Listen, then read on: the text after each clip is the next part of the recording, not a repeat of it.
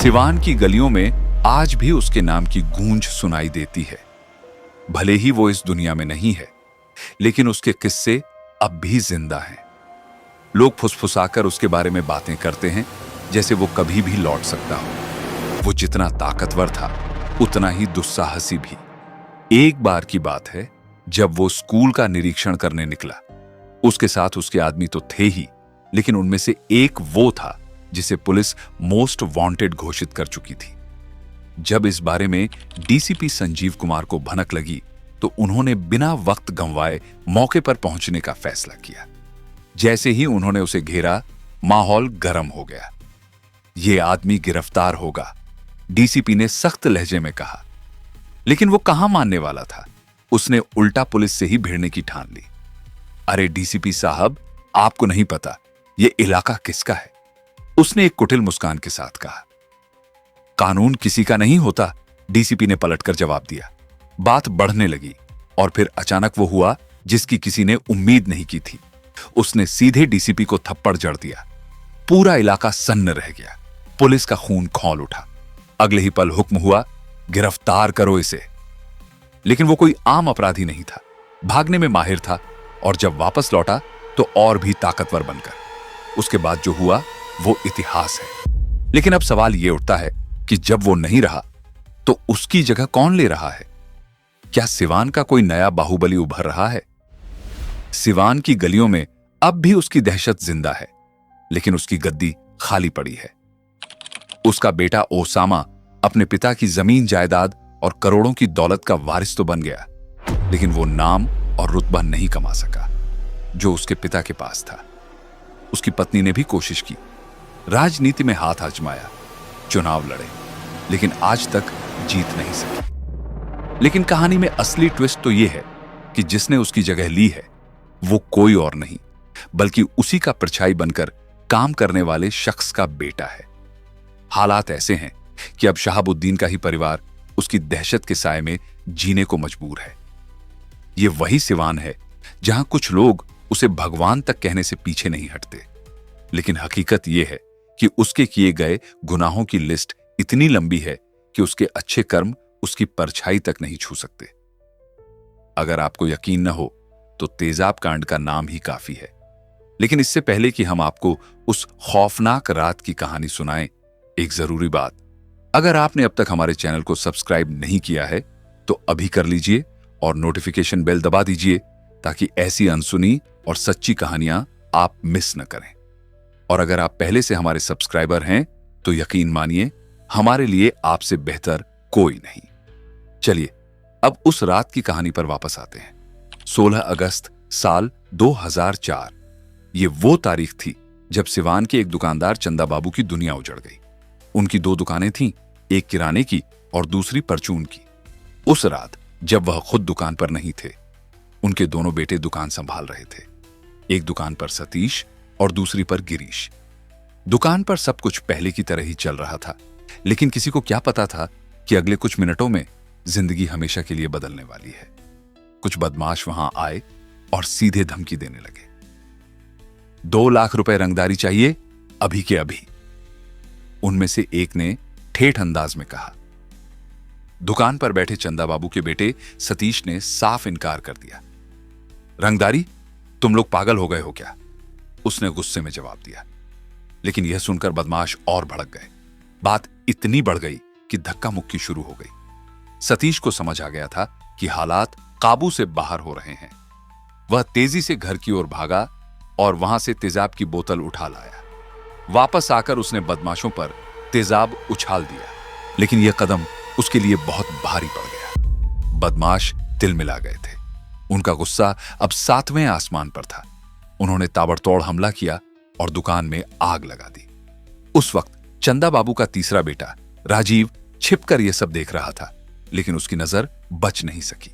बदमाशों ने उसे भी पकड़ लिया। अब तू भी देख, तेरे भाई का क्या हाल होता है, उनमें से एक ने दहाड़ते हुए कहा।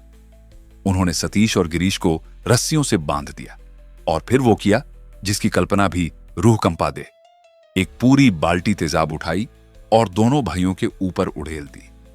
चीखें दूर तक सुनाई दे रही थीं, लेकिन कोई उन्हें बचाने नहीं आया। तेजाब से झुलसते हुए उनकी तड़पती लाशें वहीं गिर गईं। मगर यह खौफनाक मंजर यहीं खत्म नहीं हुआ। अब इसके टुकड़े कर दो, एक बदमाश बोला। उन्होंने शरीर के टुकड़े किए और बोरों में भरकर फेंक दिया, लेकिन राजीव की किस्मत ने उसका साथ दे दिया। किसी तरह वह बदमाशों के चंगुल से भागने में कामयाब रहा। दौड़ते दौड़ते वह सीधे सांसद के घर पहुंचा और खुद को अंदर बंद कर लिया। इस खौफनाक वारदात के बाद चंदा बाबू के परिवार पर ऐसा संकट आया कि उनका एक अपाहिज बेटा और 2 बेटियां भी डर से घर छोड़कर भाग गए। चंदा बाबू को खुली धमकी दी गई कि अगर जान बचानी है तो भूलकर भी सिवान मत आना, लेकिन उन्होंने हार नहीं मानी। न्याय पाने की उम्मीद में वह नेताओं के दरवाजे खटखटाते रहे, पुलिस अफसरों से गुहार लगाते रहे, लेकिन हर जगह एक ही जवाब, हम कुछ नहीं कर सकते। आखिरकार चंदा बाबू बिहार पुलिस के डीजीपी से मिले। उनकी दर्द भरी कहानी सुनने के बाद डीजीपी गुस्से में उठे और सीधे एसपी को फटकार लगाई। इतना बड़ा मामला दबा दिया गया, तुरंत केस दर्ज करो। फिर मुकदमा शुरू हुआ और सबकी नजरें उस पर टिक गईं। लेकिन क्या चंदा बाबू को न्याय मिला? क्या इंसाफ की जंग जीतना इतना आसान था? चंदा बाबू ने अपने बेटों को न्याय दिलाने के लिए पूरी जिंदगी कानूनी लड़ाई लड़ी। यह लड़ाई शुरू हुई 1904 में, जब बिहार में बाहुबलियों का आतंक अपने चरम पर था।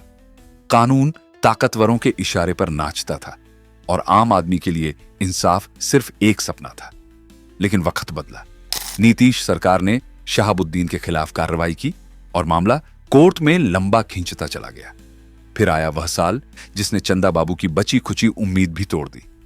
2014 में उनका इकलौता बचा हुआ बेटा राजीव, जो तेजाब कांड का गवाह था, शादी के बाद एक नई जिंदगी शुरू करने जा रहा था। लेकिन शादी के सिर्फ 18 दिन बाद 16 जून 2014 को उसे भी गोलियों से भून दिया गया। तूने सोचा था कि गवाही देकर बच जाएगा, राजीव के हत्यारों ने यही कहा होगा। लेकिन यह सिर्फ एक परिवार की तबाही नहीं थी, यह उस समाज के मुंह पर तमाचा था जहां कानून से ज्यादा ताकतवर अपराधी होते हैं। शहाबुद्दीन पर पहले से ही कई मामले दर्ज थे, लेकिन 2005 में उसे दिल्ली से गिरफ्तार कर लिया गया और जेल की सलाखों के पीछे भेज दिया गया। तेजाब कांड में उसे दोषी करार दिया गया और बिहार हाई कोर्ट ने उसकी सजा बरकरार रखी। पर क्या यह न्याय था? क्या यह वही इंसाफ था जिसकी उम्मीद चंदा बाबू ने की थी? अपनों को खोने के बाद, सालों तक अदालतों के चक्कर लगाने के बाद, अंत में चंदेश्वर प्रसाद उर्फ चंदा बाबू भी इस दुनिया से चले गए। लेकिन उनके सवाल आज भी जिंदा हैं। क्या अपराध की जड़ें इतनी गहरी हैं कि कोई भी उन्हें हिला नहीं सकता? शहाबुद्दीन की आपराधिक मानसिकता को समझने के लिए बस यही एक मामला काफी नहीं है। उसकी जिंदगी का हर पन्ना अपराध, खून और सत्ता के खेल से भरा पड़ा था। अपराध की दुनिया में उसकी एंट्री 1986 में हुई, जब वह सिर्फ 19 साल का था। उसी साल उस पर पहला मुकदमा दर्ज हुआ। लेकिन यह तो बस शुरुआत थी। उसके बाद उसके नाम पर दर्ज मामलों की गिनती करना भी मुश्किल हो गया। जो भी उसके खिलाफ खड़ा हुआ, वह या तो मिटा दिया गया या फिर गुमनामी में चला गया।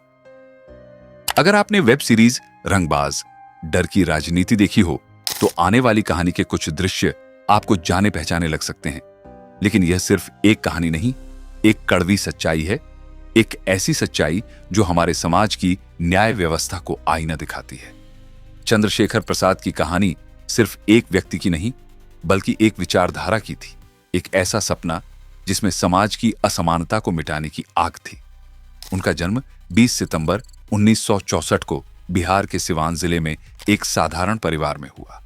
बचपन से ही उन्होंने अपने आसपास अन्याय और शोषण को करीब से देखा, और शायद यही वजह थी कि उनके भीतर बदलाव की चिंगारी बहुत पहले ही जल चुकी थी। शिक्षा में तेज थे तो घर वालों ने उन्हें एनडीए की तैयारी के लिए भेजा।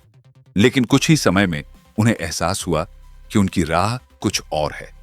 वह बदलाव लाना चाहते थे, सिस्टम से लड़ना चाहते थे। इसी सोच के साथ उन्होंने देश के प्रतिष्ठित जवाहरलाल नेहरू विश्वविद्यालय जेएनयू में दाखिला लिया। पढ़ाई के साथ साथ छात्र राजनीति में भी गहरी दिलचस्पी लेने लगे और ओंडल इंडिया स्टूडेंट्स एसोसिएशन AISA का हिस्सा बन गए। उनके जोशीले भाषणों और बेबाक तेवरों की वजह से वह जल्द ही छात्रों के बीच लोकप्रिय हो गए। जब पढ़ाई पूरी हुई तो उन्होंने बड़े शहर में करियर बनाने के बजाय वापस अपने गांव लौटने का फैसला किया। मुझे अपने लोगों के लिए लड़ना है। यह फैसला उनके लिए आसान नहीं था, लेकिन उन्होंने ठान लिया था। सिवान लौटकर उन्होंने वहां के हालात को बदलने का संकल्प लिया और सीधा उस शख्स से टकराने का इरादा कर लिया जिसने वहां दशकों से खौफ का साम्राज्य खड़ा कर रखा था। सिवान में शहाबुद्दीन के खिलाफ कोई पोस्टर भी नहीं लगा सकता। चंद्रशेखर ने इस डर को मिटाने के लिए पहला कदम उठाया। उन्होंने खुलकर बाहुबली का विरोध करना शुरू किया, नुक्कड़ सभाओं में लोगों को जागरूक किया, उसके अत्याचारों के खिलाफ आवाज बुलंद की। देखते ही देखते वह शहाबुद्दीन के निशाने पर आ गए, लेकिन वह रुके नहीं। फिर आया वह दिन जिसने उनके संघर्ष को इतिहास बना दिया। 31 मार्च 1997, सिवान का जेपी चौक। चंद्रशेखर अपने चिरपरिचित अंदाज में नुक्कड़ सभा को संबोधित कर रहे थे। भीड़ जुटी थी, लोग उनकी बातें सुन रहे थे। तभी अचानक 2 बाइक सवार वहां आए और बिना कुछ कहे गोलियां बरसानी शुरू कर दी। चंद पलों में ही पूरा माहौल सन्नाटे में बदल गया। चंद्रशेखर वहीं गिर पड़े। उनका शरीर खून से लथपथ था। उनके साथ खड़े पार्टी कार्यकर्ता श्याम नारायण यादव भी गोलियों का शिकार हो गए। लोगों की आंखों के सामने एक उम्मीद को गोलियों से छलनी कर दिया गया। जिस डर को खत्म करने का सपना चंद्रशेखर ने देखा था, उनकी हत्या के बाद वह डर और भी गहरा हो गया। लेकिन क्या उनके विचारों को खत्म किया जा सकता था? नहीं। उनकी शहादत ने सिवान के लोगों के भीतर एक नई आग जला दी, एक ऐसी आग जिसने सालों बाद शहाबुद्दीन के साम्राज्य को नेस्तनाबूद करने की बुनियाद रखी। चंद्रशेखर आज भी एक नाम नहीं, बल्कि एक आंदोलन है। उनकी मौत ने पूरे देश को झकझोर कर रख दिया। जेएनयू के स्टूडेंट्स सड़कों पर उतर आए, नारे गूंजने लगे, हम चुप नहीं बैठेंगे। दिल्ली से लेकर बिहार तक विरोध प्रदर्शन हुए। हर कोई बस एक ही सवाल पूछ रहा था, आखिर कब तक? लेकिन न्याय मिलना इतना आसान नहीं था। इस हत्याकांड की जांच में सालों बीत गए। आरोपी साफ बचते रहे और हम बस इंतजार करते रहे। चंद्रशेखर के परिवार ने यही दर्द सहा। शहाबुद्दीन के राजनीतिक रसूख ने कानून की बेड़ियों को जकड़ दिया। सिस्टम बेबस नजर आया। फिर वक्त बदला। 19 साल बाद साल 2016 में शहाबुद्दीन को कई मामलों में दोषी ठहराया गया, लेकिन चंद्रशेखर के परिवार को वह इंसाफ नहीं मिला जिसकी उन्हें बरसों से उम्मीद थी। हालांकि चंद्रशेखर अब सिर्फ एक नाम नहीं थे, वह एक विचारधारा बन चुके थे। युवा उन्हें अन्याय के खिलाफ लड़ने वाले यूथ आइकॉन की तरह देखने लगे। इस बीच शहाबुद्दीन का कद बढ़ता चला गया। वह राजनीति में पूरी तरह उतर चुका था। बिहार में राष्ट्रीय जनता दल राजद की सरकार बनी और लालू प्रसाद यादव मुख्यमंत्री बने। सत्ता बदल रही थी, लेकिन सिवान में एक समानांतर सरकार चल रही थी जिसका सरगना था शहाबुद्दीन। यहां कानून मेरे हिसाब से चलेगा। वह खुलेआम अपने फैसले सुनाने लगा। अब वह सिर्फ सिवान तक सीमित नहीं रहना चाहता था, वह पूरे बिहार में अपना खौफ जमाना चाहता था। जिस पर उसकी नजर पड़ती, उसकी जिंदगी खतरे में पड़ जाती। लेकिन कोई कुछ कहने की हिम्मत नहीं करता था। हत्या, फिरौती, बूथ लूट, अपहरण, उसके खिलाफ मामले दर्ज होते रहे, लेकिन सत्ता की ताकत उसकी ढाल बनी रही। फिर एक दिन जब एक डिप्टी एसपी राजद के एक नेता को गिरफ्तार करने गया, तो शहाबुद्दीन खुद सामने आकर पुलिस के रास्ते में खड़ा हो गया। किसी ने इसे छुआ तो ठीक नहीं होगा। जब नोकझोंक बढ़ी तो शहाबुद्दीन ने पुलिस अधिकारी को सरेआम थप्पड़ जड़ दिया। बस यही वह पल था जब पूरा पुलिस महकमा उसके खिलाफ खड़ा हो गया। आज नहीं छोड़ा जाएगा। शहाबुद्दीन के गांव को चारों तरफ से घेर लिया गया। पुलिस और उसके गुर्गों के बीच गोलीबारी छिड़ गई। गोलियों की तड़तड़ाहट से पूरा इलाका गूंज उठा। 6 लोग मारे गए, उनमें पुलिसकर्मी भी थे। यह पहली बार था जब सत्ता का नशा उसकी ताकत पर भारी पड़ा। लेकिन यह लड़ाई अभी खत्म नहीं हुई थी। यह वह घटना थी जिसने सब कुछ बदल दिया। खुद लालू यादव को शहाबुद्दीन से किनारा करना पड़ा। जो कभी सत्ता का खासा मखास था, अब उसकी परछाई से भी लोग बचने। लेकिन कहानी यहीं खत्म नहीं हुई थी। बिहार पुलिस महकमे में डीपी ओझा नए डीजीपी बनकर आए। उन्होंने शहाबुद्दीन की पूरी क्राइम कुंडली खंगालनी शुरू कर दी। पुराने केस दोबारा खुले, सबूत जुटाए गए। उनमें एक मामला था मुन्ना चौधरी के अपहरण और हत्या का। इस बार शहाबुद्दीन के खिलाफ वारंट जारी हुआ। मामला इतना संगीन था कि आखिरकार उसे कोर्ट में सरेंडर करना पड़ा। लेकिन यह सिर्फ एक मोड़ था, अंजाम अभी बाकी था। पॉलिटिकल सिस्टम फिर से उसकी ढाल बन गया। डीपी ओझा का सत्ता से टकराव शुरू हुआ। उन्हें इतना दबाव दिया गया कि आखिरकार मजबूरी में वॉलंटरी रिटायरमेंट लेना पड़ा। पर अब वक्त बदल चुका था। शहाबुद्दीन का जेल आना जाना लगा रहा। पुलिस छापेमारी करती और हर बार उसके पास से कुछ ऐसा मिलता जो कानून को झकझोर देता। पाकिस्तान में बने हथियार, नाइट विजन डिवाइस, आधुनिक असलहे, ये सब उसकी ताकत और उसके कनेक्शन की गवाही देते थे। लेकिन जितनी बड़ी ताकत थी, पतन भी उतना ही भयानक होने वाला था। एक दिन जब वह दिल्ली में संसद सत्र में शामिल होने की तैयारी कर रहा था, तभी बिहार पुलिस ने दिल्ली से ही उसे गिरफ्तार कर लिया। इस बार मामला गंभीर था। अदालत ने उसे उम्र कैद की सजा सुना दी। समय का पहिया घूम चुका था। जेल में रहते हुए ही दुनिया में कोरोना का आतंक शुरू हुआ।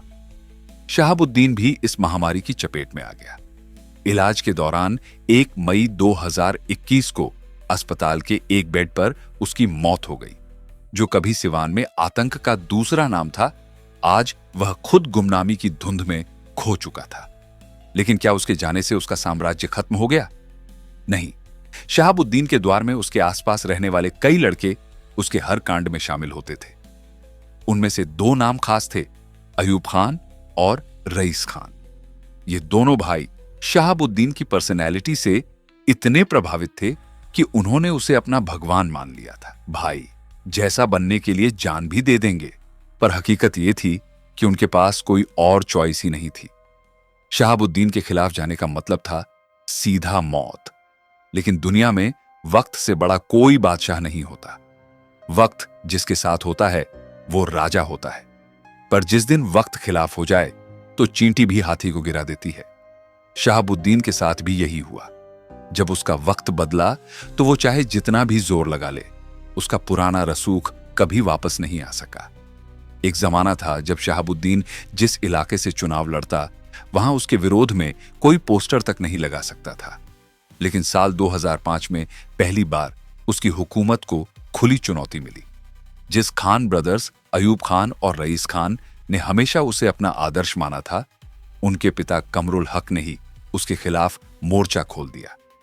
कमरुल हक ने शहाबुद्दीन के सामने चुनाव लड़ने का ऐलान कर दिया था। यह सुनते ही शहाबुद्दीन भड़क उठा। पहले उसने समझाने की कोशिश की, देखिए हक साहब, यह इलाका मेरा है, यहां मेरी मर्जी के बिना पत्ता भी नहीं हिलता, आप पीछे हट जाइए। पर कमरुल हक झुके नहीं। उन्होंने साफ कह दिया, अब यह चुनाव मैं लड़ूंगा, चाहे जो हो जाए। बस फिर क्या था, चुनाव से ठीक पहले शहाबुद्दीन ने कमरुल हक को किडनैप कर लिया। पूरे इलाके में सनसनी फैल गई। सबको पता था कि इस अपहरण के पीछे कौन है, पर बोलने की हिम्मत किसी में नहीं थी। जब शहाबुद्दीन ने हक साहब को छोड़ा तो वो बुरी तरह टूट चुके थे। उन्होंने जो कुछ सहा था वह अपने बेटों को बताया। अयूब खान और रईस खान सकते में आ गए। जिस शहाबुद्दीन के लिए हम जान देने को तैयार थे, उसी ने हमारे अब्बा को अगवा कर लिया। यही है हमारी वफादारी का इनाम। अब कहानी बदल चुकी थी। खान ब्रदर्स ने ठान लिया कि वह अब अपने पिता का साथ देंगे और शहाबुद्दीन से बगावत करेंगे। इसी बीच शहाबुद्दीन के सितारे गर्दिश में थे। कानून की पकड़ कसती जा रही थी। आखिरकार वह जेल पहुंचा और फिर कभी बाहर नहीं आ सका। जेल में बैठकर उसने अपनी पत्नी हिना शहाब को राजनीतिक वारिस बना दिया। लेकिन अब वक्त बदल चुका था। शहाबुद्दीन के जेल जाने के बाद उसका खौफ भी लोगों के दिलों से मिटने लगा। हिना शहाब ने पूरी कोशिश की कि वह चुनाव लड़े और जीत जाए, लेकिन जनता ने साफ संदेश दे दिया।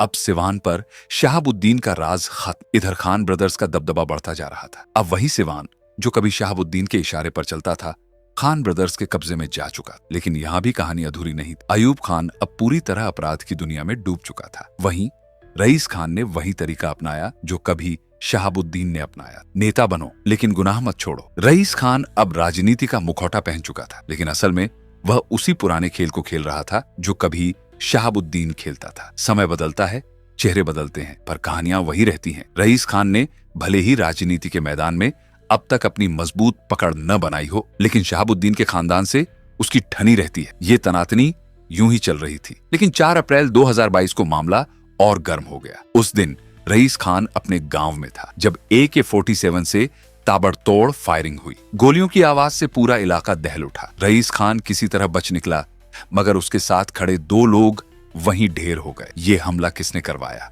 रईस खान ने सीधे शहाबुद्दीन के बेटे ओसामा का नाम लिया और थाने में FIR दर्ज करा दी। अब अगर यह पुराना बिहार होता तो जवाब भी गोलियों से ही मिलता, लेकिन अब बिहार बदल चुका है। अब सड़कों पर गोलियां कम और राजनीतिक चालें ज्यादा चल रही हैं। रईस खान की शिकायत के बाद हिना शहाब खुद DM से लेकर CM तक दौड़ने लगी। मेरा बेटा निर्दोष है, इसे जबरदस्ती फंसाया जा रहा है। हर जगह यही बात दोहराई जा रही थी, पर सियासत के इस खेल में एक और ट्विस्ट आ गया। रईस खान का एक वीडियो वायरल हो गया। वीडियो में वह एक डांसर के साथ मस्ती करता नजर आ रहा था और पास में हथियार भी रखे थे। अब लोग सवाल उठाने लगे, जिसे खुद की जान का खतरा है वह इस तरह मस्ती कैसे कर सकता है? रईस खान ने सफाई दी, ये वीडियो पुराना है, इसे बेवजह उछाला जा रहा है। लेकिन इस लड़ाई का दूसरा किरदार ओसामा शहाबुद्दीन भी किसी से कम नहीं था।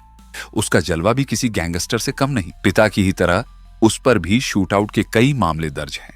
जब भी ओसामा कोर्ट में पेशी पर जाता है या कहीं बाहर निकलता है, पीछे गाड़ियों का लंबा काफिला चलता है, बिल्कुल वैसे ही जैसे कभी उसके पिता के पीछे चला करता था। वो लंदन से लॉ की पढ़ाई करके लौटा है, लेकिन इरादे कुछ और ही हैं। अब सवाल यही है, क्या ओसामा अपने पिता के नक्शे कदम पर चलेगा या वक्त की हवा उसे कहीं और ले जाएगी? रईस खान के गांव में हुई फायरिंग की गूंज पूरे इलाके में फैल गई थी। बताया गया कि ओसामा भी वहां मौजूद था और उसने खुद AK-47 से गोलियां चलाई थीं। इस हमले में एक शख्स की मौत हो गई और FIR में ओसामा का नाम भी दर्ज हुआ। लेकिन जब पुलिस ने जांच शुरू की तो अचानक एक ट्विस्ट आ गया। पुलिस की चार्जशीट में ओसामा का नाम हटा दिया गया। यह मामला ठंडा भी नहीं पड़ा था कि ओसामा पर एक और संगीन आरोप लग गया। इस बार मुद्दा था मोतिहारी की फेमस रानी कोठी में हंगामा। कहा जाता है कि अपनी बहन के पक्ष में ओसामा वहां पहुंचा और जबरदस्त तोड़फोड़ मचाई। संपत्ति को भारी नुकसान हुआ, माहौल गर्म हो गया। इस घटना की FIR दर्ज हुई और पुलिस ने ओसामा की तलाश शुरू कर दी। लेकिन ओसामा हवा में गायब हो गया। कोई नहीं जानता था कि वह कहां छुपा है, किस शहर में भागा है। बिहार पुलिस उसकी तलाश में लगी रही, पर वह हाथ नहीं आया। कुछ वक्त बीत गया और फिर राजस्थान में चुनावों का दौर शुरू हुआ। इसी दौरान राजस्थान पुलिस हाई अलर्ट पर थी और जगह जगह सघन चेकिंग चल रही थी। एक दिन पुलिस को एक संदिग्ध कार नजर आई जिसमें 3 लोग सवार थे। शक होने पर पुलिस ने गाड़ी रोक ली और सवाल जवाब शुरू किए। लेकिन गाड़ी में बैठे लोग सीधे जवाब नहीं दे रहे थे। उनकी घबराहट बढ़ने लगी। पुलिस ने उन्हें पकड़कर गांव के थाने में बिठा दिया और सख्ती से पूछताछ की। कुछ देर तक गोलमोल जवाब देते रहे, मगर जब पुलिस ने रुख खड़ा किया तो सच्चाई सामने आ गई। इनमें से एक शख्स कोई और नहीं बल्कि ओसामा निकला। हां, वही ओसामा जो बिहार के बाहुबली शहाबुद्दीन का बेटा है। अब सवाल यह है कि ओसामा इस बार भी बच निकलेगा या कानून की गिरफ्त में फंस चुका है। राजस्थान पुलिस ने ओसामा को गिरफ्तार करने के बाद मामला कंसर्निंग कोर्ट में पेश किया। इसके बाद बिहार पुलिस को इसकी सूचना दी गई। जैसे ही बिहार पुलिस को खबर लगी, वह तुरंत राजस्थान पहुंची और ओसामा को उसके 3 साथियों के साथ अपने साथ ले आई। लेकिन असली ड्रामा तो बिहार में पेशी के दौरान हुआ। कोर्ट में ले जाते वक्त ओसामा का जलवा देखने लायक था। लगभग 150 गाड़ियों का काफिला उसके साथ चल रहा था। हर गाड़ी में उसके समर्थक मौजूद थे और माहौल ऐसा था जैसे कोई बड़ा नेता चुनावी रोड शो कर रहा हो। इतनी बड़ी भीड़ देखकर पुलिस के होश उड़ गए। सुरक्षा व्यवस्था बिगड़ सकती थी, इसलिए पुलिस ने सख्त फैसला लिया। सभी गाड़ियों को कोर्ट के रास्ते में ही रोक दिया गया। ओसामा को पुलिस ने अपनी कैदियों वाली गाड़ी में बैठाया और सुरक्षा घेरे में कोर्ट तक ले गई। लेकिन बाहर माहौल गर्म था। कोर्ट परिसर के बाहर उसके समर्थक जमकर नारेबाजी कर रहे थे। ओसामा जिंदाबाद, हमारा नेता कैसा हो, ओसामा भाई जैसा हो। ये वही नारे थे जो कभी उसके पिता शहाबुद्दीन के लिए गूंजते थे। अब सवाल उठता है, क्या हमारी व्यवस्था अपराधियों के आगे झुक जाती है क्या कानून सभी के लिए एक समान है? क्या इस तरह से आम आदमी को न्याय मिल पाएगा? आपकी राय क्या है? नीचे कमेंट बॉक्स में अपनी राय जरूर लिखें। तो दोस्तों, आज का वीडियो यहीं तक। अगर आपको यह वीडियो पसंद आया हो तो लाइक करें और अपने दोस्तों के साथ शेयर करें। जय हिंद, जय भारत, वंदे मातरम।